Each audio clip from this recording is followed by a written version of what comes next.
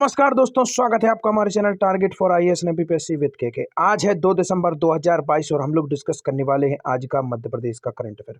जैसा कि आपने थंबनेल में देखा होगा, आज का करंट अफेयर होने वाला है एक स्पेसिफिक पॉइंट पर।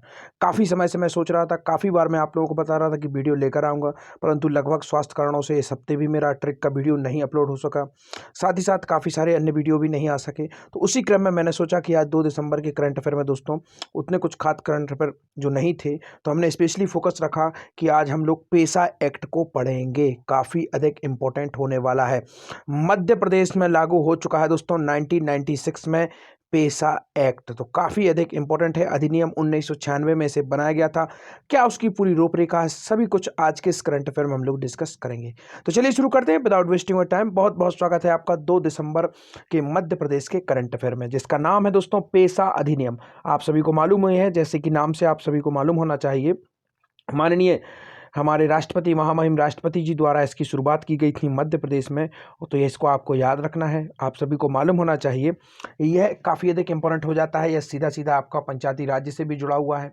इसके साथ ही साथ में मध्य प्रदेश के काफ़ी हाल ही में सबसे अधिक चर्चा का विषय भी रहा है। मध्य प्रदेश के अलावा 10 और राज्यों में टोटल मिला के दोस्तों 10 राज्यों में यह लागू है, तो यह इंपॉर्टेंट हो जाता है। तो चलिए शुरू करते हैं। हमारा पहला क्वेश्चन है, मध्य प्रदेश में पेसा अधिनियम कब से लागू किया गया? काफी अधिक इंपॉर्टेंट है। तो आपका ऑप्शन नंबर 1 है 15 नवंबर, 16 नवंबर, 18 या फिर 20। तो जनजातीय गौरव दिवस मनाया जाता है 15 नवंबर को, इसी दिन इसे लागू कर दिया गया। अब यहाँ से आपको फैक्ट नहीं मिलेंगे, पूरे के पूरे इंपॉर्टेंट मिलेंगे। तो आप सभी लोगों से दोबारा मेरी रिक्वेस्ट है कि टेलीग्राम चैनल की लिंक डिस्क्रिप्शन में है, वहाँ से उसे ज्वाइन कर लीजिए, क्योंकि इस लेक्चर की पीडीएफ आपको काफ़ी अधिक इंपॉर्टेंट होने वाली है। तो वहाँ पर आपको टेलीग्राम चैनल पर मिल जाएगी और इसको आप एज इट इज़ अपने नोट्स में अपडेट कर सकते हैं, क्योंकि अपकमिंग किसी भी एग्जाम में if you are preparing for MPPSC and other exam, it will very very important part for you. So आपको इसको कवर करना ही है। तो चलिए आगे बढ़ते हैं। हमारा पहला क्वेश्चन है पेसा अधिनियम से संबंधित। हम लोग देखते हैं यहाँ पर क्या क्या इंपॉर्टेंट है। तो जो परिचय देखते हैं हम सबसे पहले इसका। तो दोस्तों जो पेसा अधिनियम है पहला, यह कब बनाया गया था? 1996 में दोस्तों, पंचायतों से संबंधित है। सबसे पहले आपको याद रखना है, इसको इंट्रोड्यूस कब किया गया था? 1996 में से इंट्रोड्यूस किया गया था, specially relative with the panchayat. तो यह पंचायतों से संबंधित है और संविधान के भाग 9 के अंतर्गत यह आता है। आपको इतना इंपॉर्टेंट मोटा मोटी इसकी जानकारी होना चाहिए, क्योंकि इसके आसपास क्वेश्चन इसी तरीके से आपसे संबंधित बनेंगे। स्पेशली आपको बता देना चाहूँगा, यह इंपॉर्टेंट है एमपीपीएससी के पेपर 2 जो कि आपका जीएस मेंस का, उसके लिए भी इंपॉर्टेंट है। पेपर 1 के भी काफ़ी सारे पार्ट्स इसमें आप कवर करेंगे। जहाँ जहाँ पर पंचायती राज हैं और मध्य प्रदेश से संबंधित फैक्ट हैं, तो यह इंपॉर्टेंट हो जाता है। इसके साथ ही साथ अपकमिंग जितने भी एग्जाम है, चाहे आप वन रक्षक की जो भर्ती अभी हाल ही में देख रहे हैं, वहाँ पर भी इससे क्वेश्चन पूछे जा सकते हैं, क्योंकि यह वन क्षेत्र और काफ़ी सारी चीज़ों से यह रिलेटिव करता है। तो संविधान के भाग 9 के प्रावधानों को अनुसूचित क्षेत्रों में विस्तारित करने के लिए अधिनियमित किया गया है। तो अनुसूचित क्षेत्र कौन है, आप सभी को आगे मैं बताऊंगा। ऐसे क्षेत्र जहां पर अनुसूचित जनजाति के लिए विशेष प्रावधान लागू किए जाते हैं, उन क्षेत्रों को अनुसूचित क्षेत्र कहा जाता है। तो इस तरीके के क्वेश्चन आपको पेपर जो है हमारे एमपीपीएससी के मेंस में, उसमें आपसे पूछ सकता है। 3 लाइन जो हमको आंसर देने होते हैं, 3 नंबर वाले क्वेश्चन, उनमें आपसे इसी तरीके की परिभाषाओं की उम्मीद वह रखते हैं। तो संविधान का अनुच्छेद कौन सा है, तो इसको भी याद रख लीजिए। यह भी पंचायती राज से ही संबंधित अनुच्छेद हैं। 243 से 243 जेड.टी के भाग 9 में नगर पालिका और सहकारी समितियों से संबंधित प्रावधान भी हैं। तो इसको आपको याद रखना है। तो आगे बढ़ते हैं। प्रावधान क्या क्या है, तो हम देखते हैं। सबसे पहले, इस अधिनियम के तहत अनुसूचित क्षेत्र वे हैं जिन्हें अनुच्छेद 244 क्लॉज 1 में, इसको हम लोग क्लॉज कहते हैं, तो इसको भी आपको याद रखना है। तो अनुच्छेद 244 क्लॉज 1 में संदर्भित किया गया है। तो आपको याद रखना है, इस अधिनियम के तहत जो मैंने आपको बताया था शुरुआत में, कि अनुसूचित क्षेत्र अर्थात जहां पर जो अनुसूचित जनजाति बहुल क्षेत्र हैं, कौन से ऐसे क्षेत्र हैं जिन्हें अनुसूचित क्षेत्र माना जाएगा, तो उन क्षेत्रों को अनुसूचित क्षेत्र माना जाएगा जो कि 244 क्लॉज 1 के अंतर्गत कहा गया है। अब इसके अनुसार क्या है, तो देखते हैं। जिनके अनुसार, अर्थात जो धारा दी गई है यहाँ पर अनुच्छेद, इसके अनुसार 5वीं अनुसूची के प्रावधान असम, मेघालय, त्रिपुरा और मिजोरम के अलावा अन्य राज्यों में अनुसूचित क्षेत्रों के अनुसूचित जनजाति पर लागू होंगे। तो जो 5वीं अनुसूची आप सभी को मालूम है, अनुसूचित जो बहुल्य क्षेत्र उन पर लागू की जाती है, तो उसी के अंतर्गत इसके जो प्रावधान है वह लागू होंगे। 5वीं अनुसूची इन क्षेत्रों के लिए विशेष प्रावधानों की श्रृंखला प्रदान करती है। तो जो 5वीं अनुसूची वह क्या करती है, विशेष प्रावधानों की श्रृंखला करती है। सीधा सीधा आपको बताऊं, जिस तरीके से पेसा एक्ट क्या करता है, एक विशेष प्रकार की सुरक्षा प्रदान करता है, तो उसके पूर्व पूर्व भी हमारे संविधान निर्माताओं ने क्या किया था कि एक अनुसूची बनाई जिसे हम लोग 5वीं अनुसूची के नाम से जानते हैं, और यह पूरी सेपरेट कर दिया कि जो हमारे जनजातीय क्षेत्र हैं, जनजातीय लोग हैं, उनके लिए सुरक्षा मिलनी चाहिए।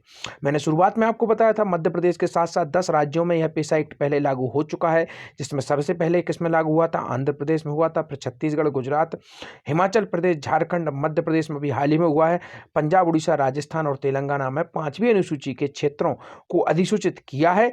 इन राज्यों में से प्रत्येक में कई जिलों में आंशिक या पूरी तरह से कवर करती है। तो जो 5वीं अनुसूची है दोस्तों, आपको बताना चाहूंगा इसमें प्रावधान क्या किया गया, स्पेशली आपको बताऊं, यह कुछ क्षेत्र विशेष पर लागू की जाती है। जैसे आप देखेंगे जो 5वीं अनुसूची है पूरे मध्य प्रदेश पर लागू नहीं होगी। आपको बताना चाहूंगा जो मध्य प्रदेश के विशेष आदिवासी बहुल क्षेत्र, जैसे आप देखेंगे झाबुआ जिला हो गया, अलीराजपुर हो गया, बालाघाट हो गया, तो इन जिलों में लागू की जाती है। और पूरे के पूरे जिले में भी कुछ स्पेसिफिक जो स्थान है जहां पर जनजातीय बहुल क्षेत्र है उन पर इसे लागू किया जाता है। तो यह आपको याद रखना है। तो 5वीं अनुसूची इसलिए इंपॉर्टेंट हो जाती है। आगे बढ़ते हैं। उद्देश्य क्या है इसके, अब उद्देश्य देखते हैं। हमने प्रावधान देख लीजिए, पूरा इतिहास हमने देख लिया, अब हम उद्देश्य देखते हैं।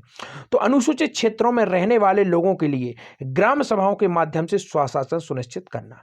यहां पर आपको केवल इतना समझाना चाहूंगा दोस्तों, इसका मुख्य उद्देश्य यही है कि पूरी की पूरी जो पावर है दोस्तों, जो पूरी की पूरी पावर है वह किसे देना चाहते हैं, जो फुल पावर है वह देना चाहते हैं जो ग्राम पंचायतें हैं, उनकी जो ग्राम सभाएं हैं आदिवासियों की जो पारंपरिक रूप से चली आ रही हैं, उनको ही पूरी की पूरी पावर देने का प्रावधान इनमें किया जाता है इस एक्ट के माध्यम से। तो इसको आपको याद रखना है, ग्राम सभाओं को पूरी की पूरी पावर दी जाती है इसी एक्ट के माध्यम से।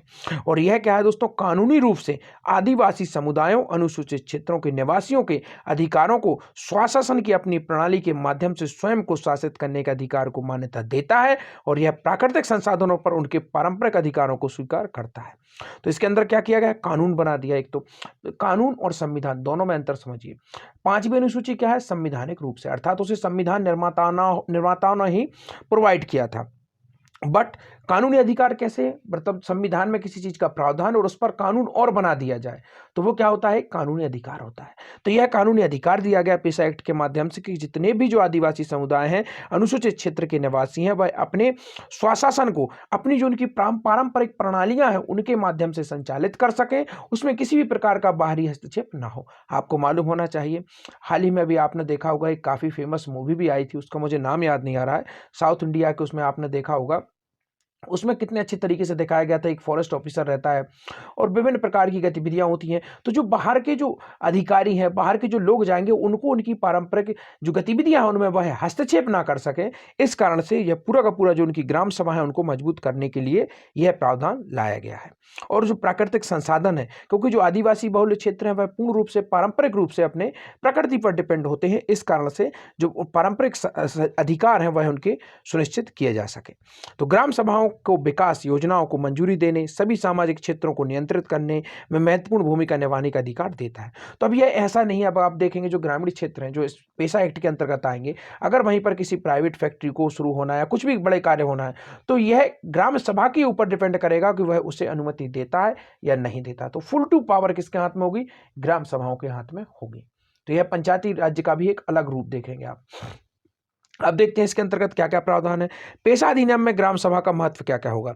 लोकतांत्रिक विकेंद्रीकरण पेशा ग्राम सभाओं को विकास योजनाओं की मंजूरी देने और सभी सामाजिक क्षेत्रों को नियंत्रित करने में महत्वपूर्ण भूमिका निभाने का अधिकार देता है। तो आप समझ गए, विकेंद्रीकरण करेगा, ग्राम सभाओं को विकास योजनाओं को मंजूरी देने की जो मैंने शुरुआत में आपको बताया, कोई भी बड़ी विकास परियोजना है तो उसको मंजूरी कौन देगा, उसको यही मंजूरी देगी ग्राम सभा इनकी।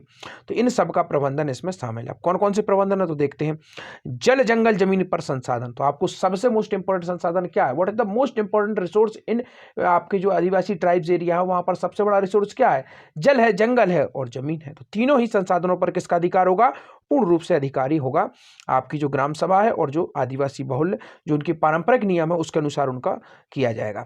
तो लघु वनोपद हो गया, मानव संसाधन प्रक्रियाएं, कार्मिक नीतियों को लागू करते हैं, स्थानीय बाजारों का प्रबंधन, भूमि अलगाव को रोकना, नशीले पदार्थों को नियंत्रित करना। सबसे मोस्ट इंपोर्टेंट प्रावधान इसमें किया गया है कि जितने भी नशीले पदार्थ हैं उनको हमारे ग्राम में उपलब्ध होना है या नहीं होना, यह पूरी जिम्मेदारी ग्राम सभा की होगी इसके अंतर्गत। तो ये रहा पूरा का पूरा पेशा अधिनियम। आई होप आप लोगों को अगर अच्छा लगा हो तो प्लीज़ जरूर जरूर कमेंट सेक्शन में कमेंट करिएगा।